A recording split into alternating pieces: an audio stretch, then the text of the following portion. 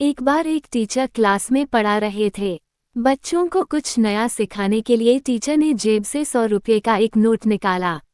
अब बच्चों की तरफ वह नोट दिखाकर कहा, क्या आप लोग बता सकते हैं कि यह कितने रुपये का नोट है? सभी बच्चों ने कहा 100 रुपये का। टीचर, इस नोट को कौन कौन लेना चाहेगा? सभी बच्चों ने हाथ खड़ा कर दिया। अब उस टीचर ने उस नोट को मुट्ठी में बंद करके बुरी तरह मसला, जिससे वह नोट बुरी तरह कुचल सा गया। अब टीचर ने फिर से बच्चों को नोट दिखाकर कहा कि अब ये नोट कुचल सा गया है, अब इसे कौन लेना चाहेगा? सभी बच्चों ने फिर हाथ उठा दिया। अब उस टीचर ने उस नोट को जमीन पर फेंका और अपने जूते से बुरी तरह कुचला। फिर टीचर ने नोट उठाकर फिर से बच्चों को दिखाया और पूछा कि अब इसे कौन लेना चाहेगा? सभी बच्चों ने फिर से हाथ उठा दिया। अब टीचर ने कहा कि बच्चों, आज मैंने तुमको एक बहुत बड़ा पढ़ाया है। ये 100 रुपये का नोट था। जब मैंने इसे हाथ से कुचला तो ये नोट कुचल गया, लेकिन इसकी कीमत 100 रुपये ही रही। इसके बाद जब मैंने इसे जूते से मसला तो ये नोट गंदा हो गया, लेकिन फिर भी इसकी कीमत 100 रुपये ही रही। ठीक वैसे ही इंसान की जो कीमत है और इंसान की जो काबिलियत है वो हमेशा वही रहती है। आपके ऊपर चाहे कितनी भी मुश्किलें आ जाएं, चाहे जितनी मुसीबतों की धूल आपके ऊपर गिरे, लेकिन आपको अपनी कीमत नहीं गंवानी है। आप कल भी बेहतर थे और आज भी बेहतर हैं। एक लोहार था, उसने एक बढ़ई के लिए हथौड़ा बनाया।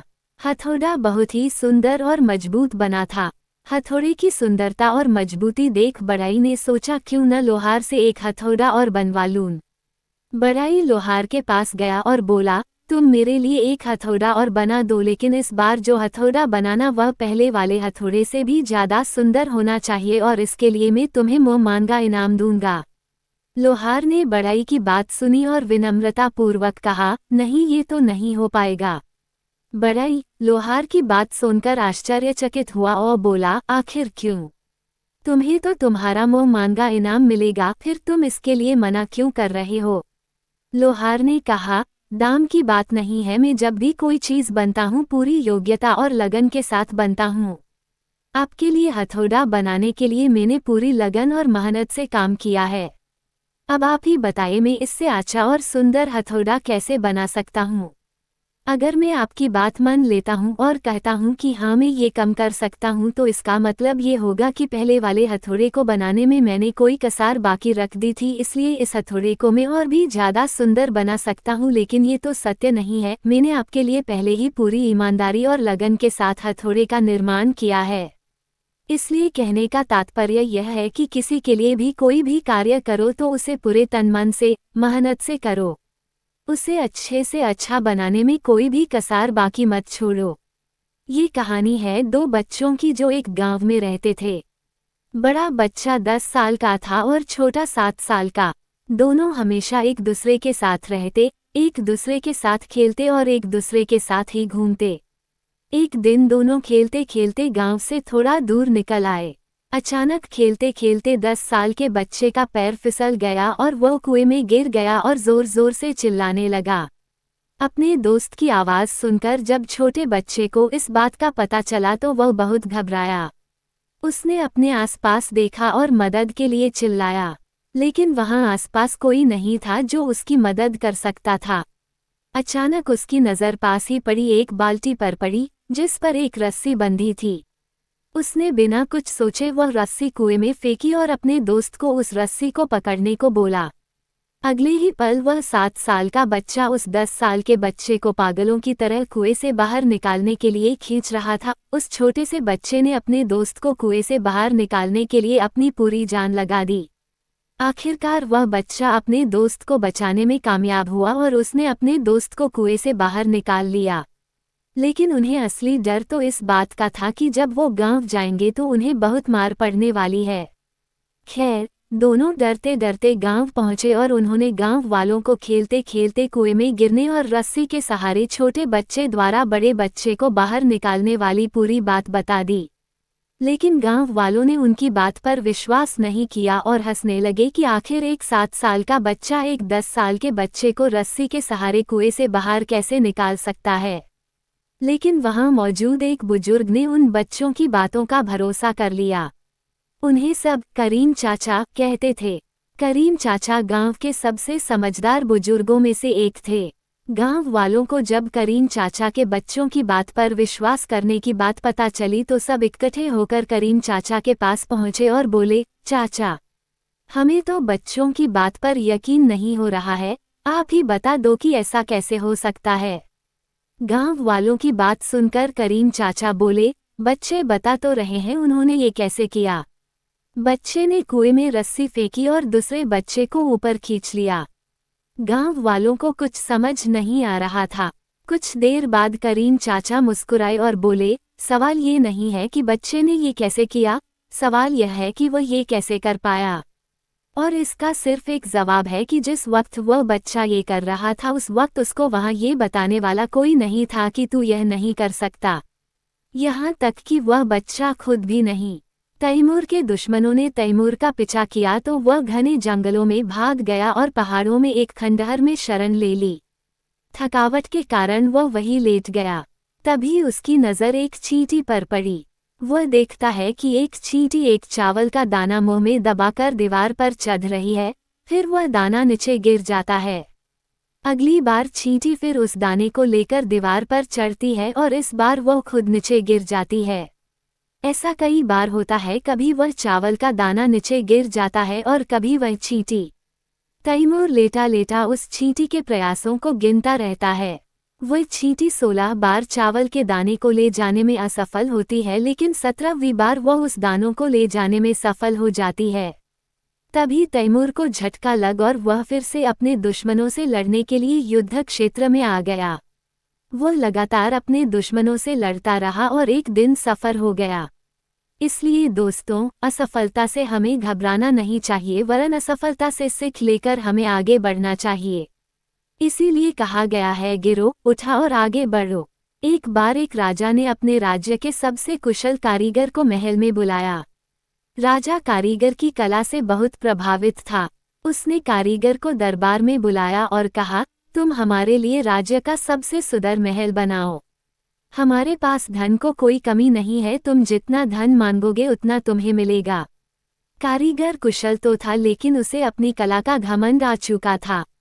सब जगह से अपने काम की तारीफ सुनकर अब उसके मन में कामचोरी और आलस्य की प्रवृत्ति आ चुकी थी। खैर, कारीगर महाराज की आज्ञा पाकर अपने काम में जुट गया। लेकिन थोड़े ही दिन बाद उसके मन में विचार उठा कि क्यों न रद्दी घटिया किस्म का माल लगाकर जल्दी से जल्दी महल का काम समाप्त करके मोटा मुनाफा कमा लिया जाए। और उसने यही किया। कारीगर ने घटिया किस्म का माल लगाकर महल की भूरी दीवारें कड़ी कर दी। कारीगर ने बाहर से महल को सुंदर साज सज्जा से चमका दिया, लेकिन अंदर से महल में कच्चा माल लगा था। थोड़ी ही दिन में आकर्षक सुंदरता वाला, सोने सी चमक दमक वाला सुंदर सा महल तैयार हो गया। महल खड़ा करने के बाद अक्रिगर राजा की सेवा में पहुंचा और राजा को महल के बनने की सूचना दी। राजा अगले ही दिन महल का निरीक्षण करने के लिए पहुंचे। महल को देख राजा बहुत ही प्रभावित हुए। महल बहुत ही आकर्षक और सुंदर लग रहा था। राजा ने कारीगर की बहुत प्रशंसा की और कहा, मैं तुम्हारी कुशलता से बहुत प्रभावित हूँ। इतने सुंदर महल निर्माण के लिए तुम्हें जो भी इनाम दिया जाए वो कम है। मैं सोच रहा हूँ इस अद्भुत कार्य के लिए तुम्हें क्या इनाम दिया जाए। फिर थोड़ा सोच विचार कर महाराज मुस्कुराए और बोले, लो तुम्हें यही महल पुरस्कार में देता हूँ। महाराज की बात सुनकर कारीगर हतप्रभ रह गया। उसे क्या मालूम था कि जिस महल को वो घटिया माल से बना रहा है वही महल एक दिन उसे इनाम में मिल जाएगा। राजा महल का निरीक्षण कर और महल को कारीगर को इनाम में देकर चले गए। कारीगर अपने किए पर मुंह छिपा कर रोने लगा। इनाम के लालच में कारीगर का बनाया गया खोखला महल उसी के हत्थे चढ़ गया। एक व्यक्ति रास्ते से गुजर रहा था कि तभी उसने देखा कि एक हाथी एक छोटे से लकड़ी के खूंटे से बंधा खड़ा था। व्यक्ति को देखकर बड़ी हैरानी हुई कि इतना विशाल हाथी एक पतली रस्सी के सहारे उस लकड़ी के खूंटे से बंधा हुआ है। ये देखकर व्यक्ति को आश्चर्य भी हुआ और हंसी भी आई। उस व्यक्ति ने हाथी के मालिक से कहा, अरे ये हाथी तो इतना विशाल है, फिर इस पतली सी रस्सी और खूंटे से क्यों बंधा है? ये चाहे तो एक झटके में इस रस्सी को तोड़ सकता है, लेकिन ये फिर भी क्यों बंधा है? हाथी के मालिक ने व्यक्ति से कहा कि श्रीमान, जब ये हाथी छोटा था मैंने उसी समय इसे रस्सी से बांधा था। उस समय इसने खूंटा उखाड़ने और रस्सी तोड़ने की पूरी कोशिश की, लेकिन ये छोटा था इसलिए नाकाम रहा। इसने हजारों कोशिश की, लेकिन जब इससे ये रस्सी नहीं टूटी तो हाथी को यह विश्वास हो गया कि यह रस्सी बहुत मजबूत है और यह उसे कभी नहीं तोड़ पाएगा। इस तरह हाथी ने रस्सी तोड़ने की कोशिश ही खत्म कर दी।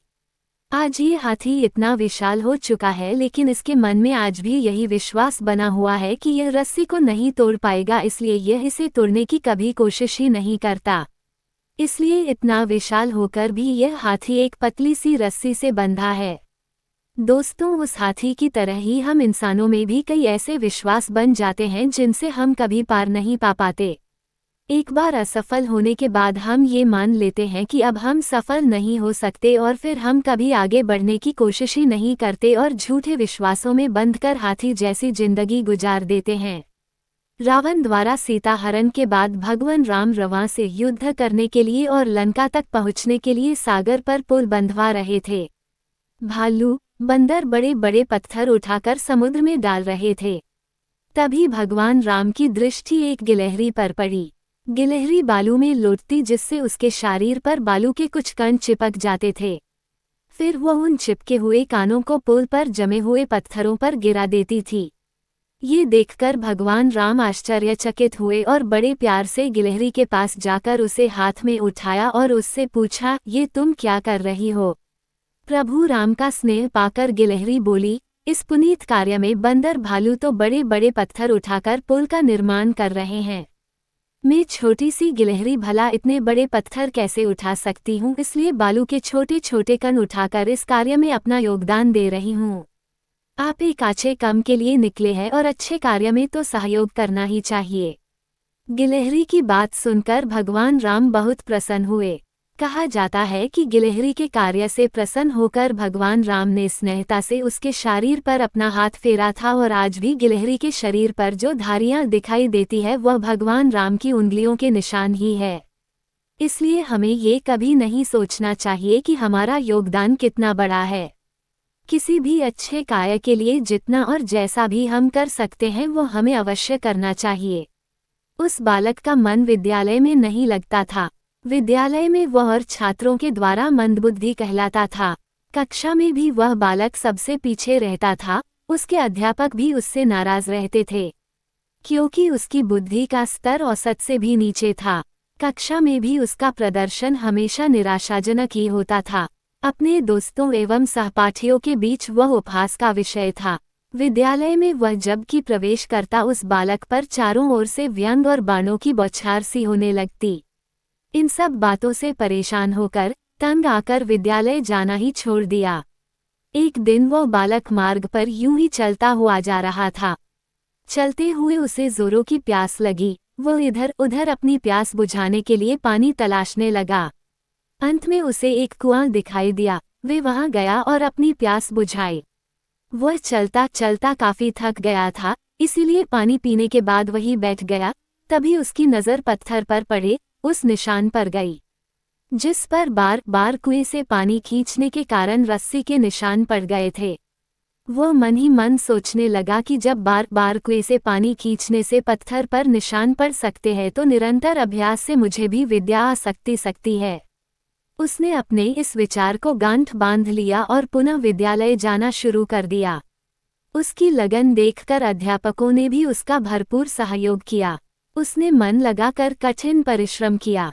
कुछ सालों बाद यही बालक महान विद्वान वरदराज के रूप में विख्यात हुए, जिन्होंने संस्कृत में मुग्धबोध और लघु सिद्धांत कौमुदी जैसे ग्रंथों की रचना की। इस कहानी का अर्थ, अगर धैर्य, लगन और परिश्रम से कार्य किया जाए तो उन पर विजय प्राप्त कर अपने लक्ष्यों की प्राप्ति की जा सकती है। सामान्यतः ये होता है कि लोग बड़ी उत्सुकता से काम तो शुरू कर देते हैं परंतु धैर्य खो देते हैं। लेकिन जो लोग लगन से काम करते रहते हैं उन्हें सफलता अवश्य मिलती है। लाल बहादुर शास्त्री बड़े ही हंसमुख स्वभाव के थे। लोग प्रायः ही उनसे उनके हंसमुख स्वभाव और निस्वार्थ सेवा भावना के लिए प्रभावित हो जाया करते थे। एक बार लाल बहादुर शास्त्री को लोक सेवा मंडल का सदस्य बनाया गया। लेकिन लाल बहादुर शास्त्री बहुत संकोची थे। वे कभी नहीं चाहते थे कि उनका नाम अखबारों में छपे और लोग उनकी प्रशंसा और स्वागत करें। एक बार शास्त्री जी के मित्र ने उनसे पूछा, शास्त्री जी, आप अखबारों में नाम छपवाने में इतना परहेज क्यों करते हैं? शास्त्री जी मुस्कुराए और बोले, लाला लाजपत राय जी ने मुझे लोक सेवा मंडल के कार्यभार को सौंपते हुए कहा था कि लाल बहादुर, ताजमहल में 2 तरह के पत्थर लगे हैं। एक बढ़िया संगमरमर के पत्थर हैं जिन्हें दुनिया देखती है और प्रशंसा करती है, और दूसरे ताजमहल की नींव में लगे हैं जो दिखते नहीं और जिनके जीवन में अंधेरा ही अंधेरा है, लेकिन ताजमहल को वे ही खड़ा किए हुए है। लालजी के ये शब्द मुझे हमेशा याद रहते हैं और मैं नींव का पत्थर बना रहना चाहता हूँ। इसलिए हमें भी जिंदगी में दिखावे से बचकर वो कार्य करना चाहिए जो असल में जरूरी है। एक छोटे से कस्बे में शंभू शिल्पकार रहता था। वह पहाड़ों से बड़े बड़े पत्थर तोड़कर लाता और उसे आकार देकर मूर्तियां बनाता। इस रोजगार में मेहनत बहुत ज्यादा थी, आमदनी कम। दिन भर धूप पसीने में काम करते हुए शंभू पत्थर तोड़ता। ये काम उसके पूर्वज भी किया करते थे। शंभू काम करते हुए सोचता है, ये छोटा मोटा काम करने से क्या फायदा? ठीक से 2 वक्त की रोटी भी नसीब नहीं होती। मैं बड़ा आदमी बन जाऊं तो काम भी ज्यादा नहीं करना होगा और बैठकर आराम से ऐश मौज करूंगा। एक रोज वह ऐसे नेता को देखता है जिसके आगे पीछे हमेशा भीड़ रहती है। उसको हाथ जोड़कर प्रणाम करने वाले सैकड़ों लोग खड़ी रहती हैं। शंभू ने नेता बनने की ठान ली। कुछ दिनों में वह नेता बन गया। नेता बनने के बाद जब वह एक रैली कर रहा था, धूप काफी तीव्र थी। धूप की गर्मी वह सहन नहीं कर पाया और बेहोश होकर वहीं गिर गया। होश आने पर उसने पाया वह बिस्तर पर लेटा हुआ है। बिस्तर पर लेटे लेटे वह सोचने लगा कि नेता से बलवान वह सूर्य है जिसकी गर्मी कोई सहन नहीं कर पाता। मुझे अब सूर्य बनना है। कुछ दिनों बाद वह सूर्य भी बन गया। शंभू अब गर्व से चमकता रहता और भीषण गर्मी उत्पन्न करता। तभी उसने देखा एक मजदूर खेत में आराम से काम कर रहा है। उसने गर्मी और बड़ाई मगर मजदूर पर कोई फर्क नहीं पड़ा। विचार किया तो उसे मालूम हुआ ठंडी ठंडी हवा पृथ्वी पर बह रही है। तब शंभू ने विचार किया, हवा बनकर मैं और शक्तिशाली बन जाऊंगा। कुछ दिनों बाद वह हवा बन गया। हवा बनकर वह इतराता इठलाता इधर उधर घूमने लगा। अचानक उसके सामने विकराल पर्वत आ गया जिसके पार वह नहीं जा सका। तब उसने सोचा, मैं इससे भी बड़ा पर्वत बनकर रहूंगा। कुछ समय बाद वह विशालकाय पर्वत बन गया। अब उसे अपने आकार और शक्तिशाली होने का घमंड हो गया। कुछ दिनों बाद उसे छेनी हथौड़ी की आवाज परेशान करने लगी। वह काफी परेशान हो गया। उसकी आवाज इतनी कर्कश थी जो उसके शरीर को तोड़े जा रही थी। आंख खुली तो उसने देखा एक शिल्पकार उसके पर्वत को तोड़ रहा है। लेकिन अब वो मजदूर नहीं बनना चाहता था। वह काफी परेशान था। नींद खुली तो उसने आईने में पाया, वह जो विशाल पर्वत को भी तोड़ने का साहस रखता है वह तो स्वयं वही है।